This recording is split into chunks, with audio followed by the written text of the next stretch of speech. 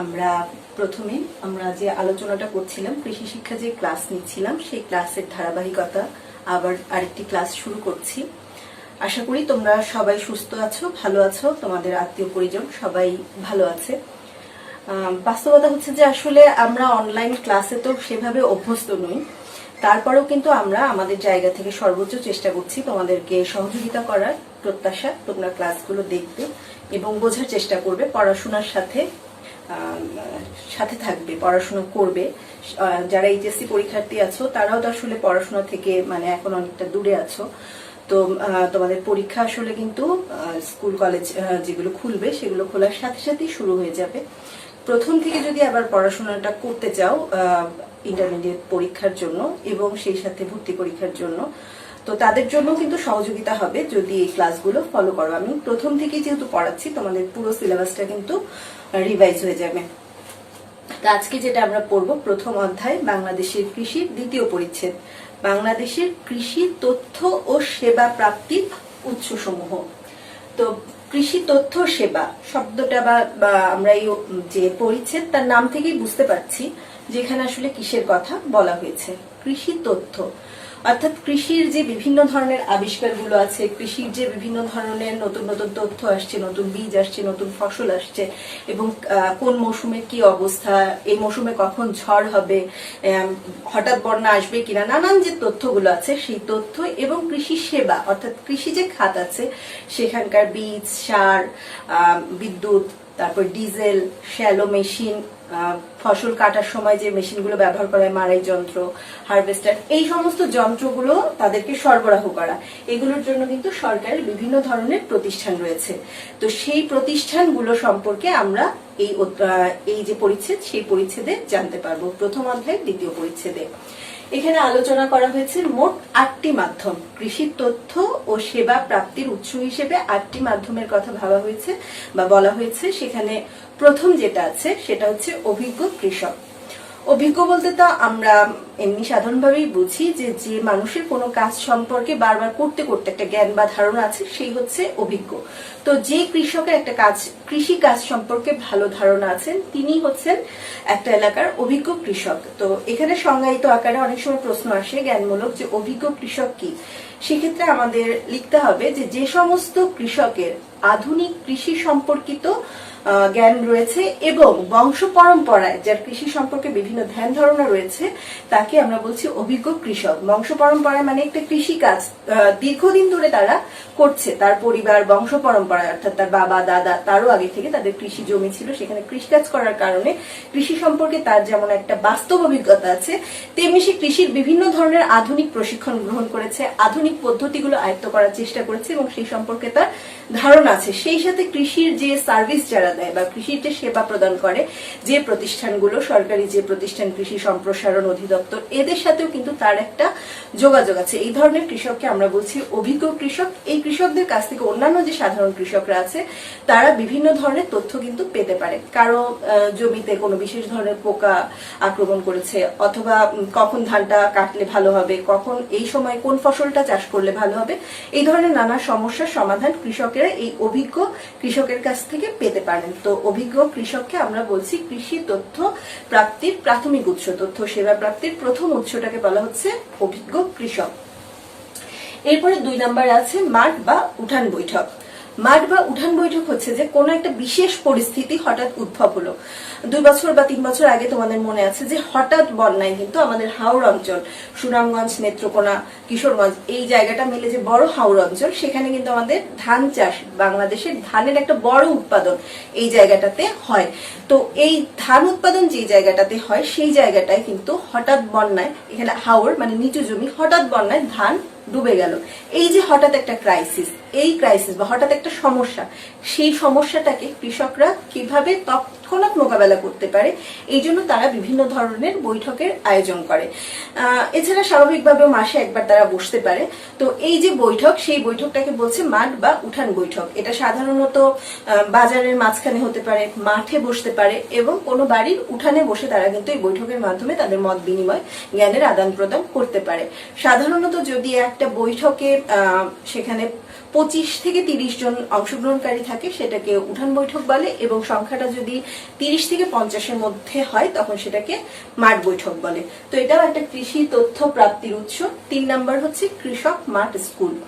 এটা আমাদের প্রত্যেক উপজেলায় কিন্তু কৃষির একটা অফিস আছে, উপজেলা কৃষি অফিস। সেই কৃষি অফিসের তত্ত্বাবধানে প্রায় প্রত্যেকটা জেলায় প্রায় 350 উপজেলায় আমাদের এই কৃষক মাঠ স্কুলগুলো আছে। FFS অর্থাৎ ফার্মার্স ফিল্ড স্কুল, এখান থেকে কৃষক মাঠ স্কুল। এই মাঠ স্কুলগুলোতে কৃষকদের বিভিন্ন ধরনের নতুন কৃষির যে প্রযুক্তি, কৃষি সম্পর্কিত আমাদের নতুন যে ধারণা, সেগুলো সম্পর্কে প্রশিক্ষণ দেওয়া, নতুন ফসল কিভাবে উৎপাদন করতে হবে সেটা জানানো, নতুন প্রযুক্তি ব্যবহার করলে তারা কি কি উপকার পেতে পারে, কিভাবে ব্যবহার করবে, কোথায় এটা ব্যবহার করতে হবে, এই সম্পর্কিত নিয়মিত পাঠদান করা হয় যেখানে, বা পড়াশোনা করানো হয় যেখানে, সেটাকেই বলছে কৃষক মাঠ স্কুল। এটা কৃষি তথ্য পাওয়ার আরেকটা উৎস, কৃষি তথ্য সেবা পাওয়ার আরেকটা উৎস কৃষকদের। এরপরে যেটা আছে এটা খুবই গুরুত্বপূর্ণ, কৃষি উচ্চশিক্ষা ও গবেষণা প্রতিষ্ঠান। এখান থেকে কৃষকরা একদিকে যেমন শিক্ষা লাভ করে, সেই সাথে তারা কিন্তু এখান থেকে নানান ধরনের সেবা পাচ্ছে। উচ্চশিক্ষা ও গবেষণা এটা কিন্তু বিশাল ক্ষেত্র কৃষির। উচ্চশিক্ষাটা এতটা গুরুত্বপূর্ণ, তোমাদের সামনে যেটা আলোচনায় বারবার আসে যে মুক্তিযুদ্ধের সময় মানুষ ছিল 7 কোটি, এখন সেটা প্রায় 20 কোটি, অর্থাৎ প্রায় 3 গুণ বৃদ্ধি পেয়েছে। আর ফসলের উৎপাদন কিন্তু তার থেকে যদি বেশি বৃদ্ধি না পেত, মানুষের কিন্তু খাদ্য চাহিদা এটা পূরণ করা সম্ভব হতো না। কৃষকরা যেমন মাঠে চাষ করছেন, ফসল ফলাচ্ছেন, তেমনি কৃষির গুণগত মান অর্থাৎ উৎপাদন দ্রুত, সহজে, কম শ্রমিকে, কম পরিশ্রমে এবং কম খরচে কিভাবে উৎপাদন করা যায়, বেশি পরিমাণে উৎপাদন করা যায়, সমস্ত মানুষের খাদ্য চাহিদা পূরণ করা যায়, এই সম্পর্কিত পড়াশোনা সেটা হচ্ছে কৃষি শিক্ষা প্রতিষ্ঠানগুলোতে, এবং এই বিষয় সম্পর্কিত গবেষণাগুলো হচ্ছে কৃষি গবেষণা প্রতিষ্ঠানে। এই সম্পর্কে আরো বিস্তারিত আলোচনা আমি পরে করছি। 5 নাম্বারটা আছে কৃষি তথ্য সার্ভিস ও কৃষি সম্প্রসারণ অফিস। এটা সরকারের পরিচালিত কিছু অফিস, কৃষি তথ্য অফিস। এই অফিস থেকে কৃষকদের কাছে যে কোনো ধরনের কৃষি বিষয়ক তথ্য, সেটা কোনো গাছে কি রোগ হলো, কোনো জীবাণু আক্রমণ করছে কিনা পশু বা পাখিদের, তাদের চিকিৎসার প্রয়োজন কিনা, যে কোনো ধরনের তথ্য এই জায়গা থেকে পাওয়া যাবে। এটা কৃষি তথ্য সার্ভিস বা AIS বলে সংক্ষেপে, এগ্রিকালচার ইনফরমেশন সার্ভিস, AIS। আর একটা কৃষি সম্প্রসারণ অফিস। প্রত্যেকটা জেলায় কিন্তু একটা করে কৃষি সম্প্রসারণ অফিস। সম্প্রসারণ নামটা থেকে আমরা বুঝি যেটা দিয়ে কোনো কিছু সম্প্রসারণ মানে বাড়ানো হয়, সেই জায়গাটাকে বলছে কৃষি সম্প্রসারণ। তো কৃষির জ্ঞানটা মাঠে মানুষের কাছে পৌঁছে দেওয়ার জন্য যে অফিসটা কাজ করে সেটাকে বলছে কৃষি সম্প্রসারণ অফিস। এছাড়াও দেশের কিন্তু বিভিন্ন ধরনের বেসরকারি প্রতিষ্ঠান, যেটাকে আমরা NGO বলে থাকি সাধারণ ভাষায়, নন গভর্নমেন্ট অর্গানাইজেশন, সেই জায়গা থেকে আমরা NGO বলি। এই NGO যেমন ব্রাক, প্রশিকা, এরকম নানান ধরনের কিন্তু NGO গুলো আমাদের দেশে কাজ করছে, যারা কৃষকদের কাছে যেমন সার, বীজ, এই কৃষি পণ্যগুলো পৌঁছে দেয়, কৃষি উৎপাদনের জন্য যে পণ্য ব্যবহৃত হয় সেগুলো পৌঁছে দেয়, ঠিক তেমনি বিভিন্ন ধরনের তথ্য দিয়ে, প্রশিক্ষণ দিয়েও কিন্তু কৃষকদেরকে শিক্ষিত করে তোলে। তো এই NGO গুলোও কাজ করছে। এরপর 7 নাম্বার আছে কৃষি উপকরণ সরবরাহকারী প্রতিষ্ঠান। কৃষি উপকরণ একটু আগেই বলছি, সার, বীজ, কীটনাশক, টিকা, বিভিন্ন প্রাণীর, তো এগুলো যারা সরবরাহ করে সেটা হচ্ছে কৃষি সরবরাহকারী প্রতিষ্ঠান। এর মধ্যে প্রধান যেটা আমাদের দেশে আসলে কৃষি উপকরণগুলো সরবরাহ করে থাকে সেটা আমরা জানি যে বাংলাদেশ কৃষি উন্নয়ন কর্পোরেশন বা বাংলাদেশ এগ্রিকালচারাল ডেভেলপমেন্ট কর্পোরেশন অর্থাৎ BADC। এই BADC হচ্ছে কৃষির উপকরণগুলো আমাদের দেশে সরবরাহের কাজটা করে। এছাড়াও বিভিন্ন ধরনের কোম্পানি আছে যারা কৃষি উপকরণ ক্রয় বিক্রয়ের সাথে জড়িত থাকে। তো আমাদের কৃষি যে উপকরণ সরবরাহকারী প্রতিষ্ঠান BADC, সে সার, বীজ এগুলো কিন্তু কৃষকদের মাঝে বিতরণ করে থাকে। আর সর্বশেষ যেটা সেটা হচ্ছে গণমাধ্যম। গণমাধ্যমের মধ্যে আছে মোবাইল ফোন। গণমাধ্যম তো আমরা বুঝি যেগুলো আসলে যে মাধ্যমে গণমানুষের কাছে সহজে পৌঁছানো যায় সেগুলোই গণমাধ্যম। এর মধ্যে রেডিও, টেলিভিশন, পত্রপত্রিকা, ইন্টারনেট, এই বিষয়গুলো রয়েছে। তো এই হচ্ছে কৃষি তথ্য সেবা প্রাপ্তির উৎসসমূহ। এরপরে আমরা এই প্রথম যে 3টা অভিজ্ঞ কৃষক মাঠ বা উঠান বৈঠক এবং কৃষক মাঠ স্কুল, প্রথমে যে ধারণাটি দিয়েছি তার মধ্য দিয়ে আমরা মোটামুটি এই সম্পর্কে যে প্রশ্নগুলো আসবে বা যতটুকু জ্ঞান সেটা আমরা অর্জন করতে পারবো। বাকিটা বইয়ে আছে, তোমরা দেখে নেবে। বিস্তারিত জানার বিষয় হচ্ছে কৃষি উচ্চশিক্ষা ও গবেষণা প্রতিষ্ঠান, অর্থাৎ এই পয়েন্টটি। এখান থেকে বড় প্রশ্ন এসে থাকে, উচ্চশিক্ষা নিয়েও আলাদা প্রশ্ন আসতে পারে, গবেষণা প্রতিষ্ঠান নিয়েও কিন্তু আলাদা প্রশ্ন আসতে পারে, একটা পুরো উদ্দীপক হতে পারে এই অংশটা থেকে, মানে একটা পুরো প্রশ্নই যে আমাদের থাকে সেই প্রশ্নটা কিন্তু এখান থেকে আসতে পারে। এখানে উচ্চশিক্ষা প্রতিষ্ঠান, উচ্চশিক্ষা মানে আমরা বুঝি যে শিক্ষার যে বিভিন্ন স্তর, সেটা আমরা জানি প্রথমে আছে প্রাথমিক, তারপরে নিম্ন মাধ্যমিক, মাধ্যমিক, উচ্চ মাধ্যমিকে তোমরা এখন আছো, এবং তার উপরে যে শিক্ষাটা সেটাকে বলছে উচ্চশিক্ষা। এই উচ্চশিক্ষার জন্য বিভিন্ন ধরনের কিন্তু প্রশিক্ষণ কেন্দ্র, বিভিন্ন ধরনের প্রশিক্ষণের কেন্দ্র যেমন আছে, তেমনি বিশ্ববিদ্যালয় আছে, কলেজ আছে, এগুলোর মাধ্যমে কিন্তু এই উচ্চশিক্ষাগুলো মানে ছাত্রদের মধ্যে বা আমাদের ছাত্র বা অন্যদের কাছে নিয়ে যাওয়া হচ্ছে। কৃষি উচ্চশিক্ষা প্রতিষ্ঠানের একটা হচ্ছে কৃষি প্রশিক্ষণ কেন্দ্র বা এগ্রিকালচার ট্রেনিং ইনস্টিটিউট, এগুলোকে এটিআই বলে সংক্ষেপে। বিভিন্ন জেলায় কৃষি প্রশিক্ষণের জন্য এই এটিআই গুলো আছে, যেখান থেকে ডিপ্লোমা ডিগ্রি, বিভিন্ন ধরনের ডিপ্লোমা ডিগ্রি গুলো দেওয়া হয়। এছাড়া আছে ভেটেরিনারি ট্রেনিং ইনস্টিটিউট, অর্থাৎ কৃষির যে চিকিৎসার, কৃষি না ভুল বলছি, পশুর যে চিকিৎসার দিকটা সেটা ইনস্টিটিউট গুলো দেখে থাকে। আরেকটা আছে যে পশু সম্পদ রক্ষণাবেক্ষণ, অর্থাৎ পশুদের যেন মানে পশুদেরকে কিভাবে আসলে লালন পালন করলে তারা ভালো থাকবে বা আমরা ভালো উৎপাদন করতে পারবো, সেটার প্রশিক্ষণ নেওয়া হয় যেখান থেকে, সেটা হচ্ছে পশু সম্পদ প্রশিক্ষণ কেন্দ্র। এই ধরনের প্রশিক্ষণ কেন্দ্রগুলো রয়েছে।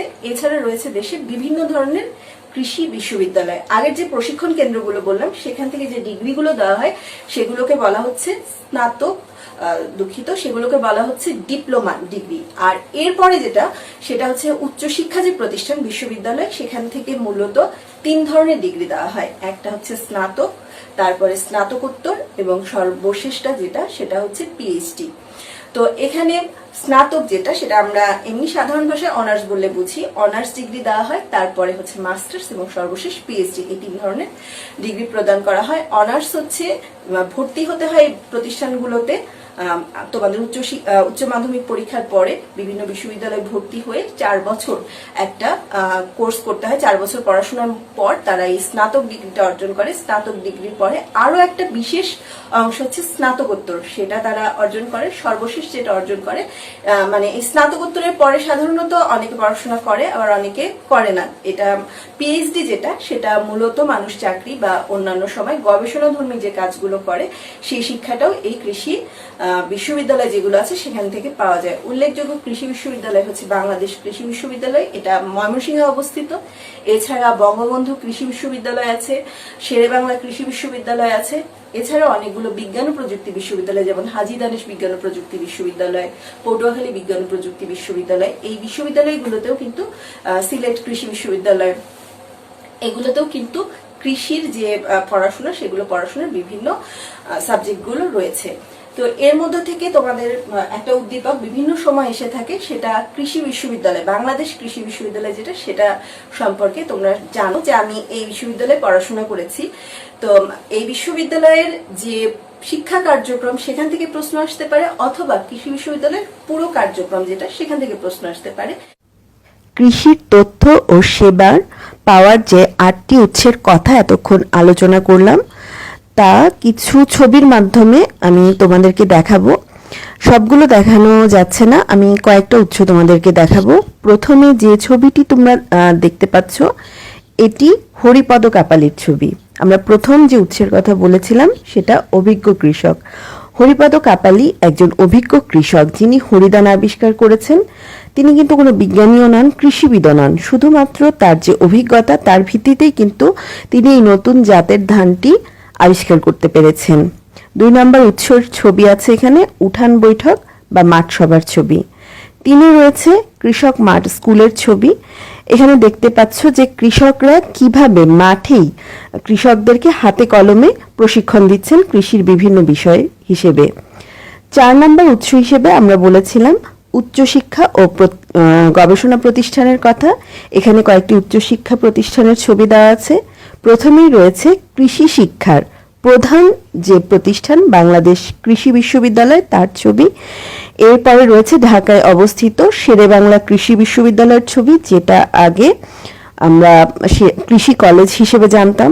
তারপরে রয়েছে বঙ্গবন্ধু কৃষি বিশ্ববিদ্যালয়ের ছবি, এটা গাজীপুরে অবস্থিত, এবং শেষে আমরা সিলেট কৃষি বিশ্ববিদ্যালয়ের ছবি রেখেছি, এটা সিলেটে অবস্থিত। এছাড়াও বাংলাদেশে কিন্তু আরও অনেকগুলো কৃষি বিষয়ক বিশ্ববিদ্যালয় রয়েছে। কৃষি গবেষণা প্রতিষ্ঠানগুলোর মধ্যে অন্যতম বাংলাদেশ কৃষি গবেষণা ইনস্টিটিউট, তার ছবি দেওয়া হয়েছে। এটাকে একসাথে বলা হয় BARI বা বাড়ি, যেটা হচ্ছে বাংলাদেশ এগ্রিকালচার রিসার্চ ইনস্টিটিউট। এরপরে রয়েছে Bangladesh institute of nuclear agriculture, সংক্ষেপে বিনা। এই বিনা মূলত বলা যায় যে, বলেছি তোমাদেরকে যে এটা আসলে কাজ করে জাতের উপরে, বিভিন্ন জাত উন্নয়ন, ফসলের জাত উন্নয়নের উপরে। তারপরে ছবি রয়েছে ধান গবেষণা ইনস্টিটিউট, যেটাকে সংক্ষেপে BRRI বলা হয়, ইংলিশে হচ্ছে বাংলাদেশ রাইস রিসার্চ ইনস্টিটিউট। এরপরে তথ্য সেবার উৎস হিসেবে বলা হয়েছে কৃষি তথ্য সার্ভিস এবং কৃষি সম্প্রসারণ অধিদপ্তরের কথা। কৃষি তথ্য সার্ভিস আমাদেরকে যে সেবাগুলো দিয়ে থাকে, যে মাধ্যমে, তার মধ্যে রয়েছে পত্রিকা, এই যে কৃষি কথা, এটা তাদের পত্রিকা রয়েছে, কৃষির বিভিন্ন লিফলেট রয়েছে, তাদের কৃষি সম্পর্কিত ওয়েবসাইটগুলোর ঠিকানা তোমাদেরকে এই ছবির মাধ্যমে দেখাচ্ছি। এছাড়া রয়েছে কৃষি বিষয়ক বিভিন্ন ধরনের তথ্য পাওয়ার জন্য কয়েকটি গুরুত্বপূর্ণ নাম্বার। এই নাম্বারগুলোতে ফোন দিলেই কৃষকরা বিভিন্ন ধরনের তথ্য সেবা পেয়ে থাকে। তো তারপরে রয়েছে কৃষি সম্প্রসারণ অধিদপ্তরের কিছু ছবি। কৃষি সম্প্রসারণ অধিদপ্তরের যে কাজ, কৃষকদের মাঝে নতুন প্রযুক্তি সম্প্রসারণ, তার জন্য তারা বিভিন্ন ধরনের মাঠ প্রদর্শনীর আয়োজন করেন। তো এবং সেই প্রদর্শনীগুলো এখানে দেখানো হয়েছে। এরপরে যে ছবি রয়েছে সেটা কৃষি উপকরণ বিতরণের ছবি। তো আমরা যে 8টা উৎস পড়েছিলাম, তার মধ্যে 6টা উৎসের ছবি তোমাদেরকে দেখানো হলো। এছাড়াও রয়েছে কৃষি উপকরণ বিতরণের জন্য আরও কিছু সংগঠন, যেমন BADC এবং কিছু NGO। তাছাড়াও রয়েছে বিভিন্ন বেসরকারি কোম্পানি যারা এই সরবরাহের কাজটা করে থাকে, এবং ইন্টারনেটের কথাও তোমরা শুনেছ। তো এই ছিল আজকের মোট আলোচনা। এর উপরে তোমাদের যদি কোনো প্রশ্ন থাকে তোমরা জিজ্ঞাসা করতে পারো কমেন্টের মাধ্যমে। তো সবাই আশা করি সুস্থ থাকবে, স্বাস্থ্যবিধি মেনে চলবে। সবাইকে ধন্যবাদ জানিয়ে আজকের ক্লাস এখানেই শেষ করছি। সামনের ক্লাসে উপস্থিত থাকবে এই আশা রাখছি। ধন্যবাদ সবাইকে।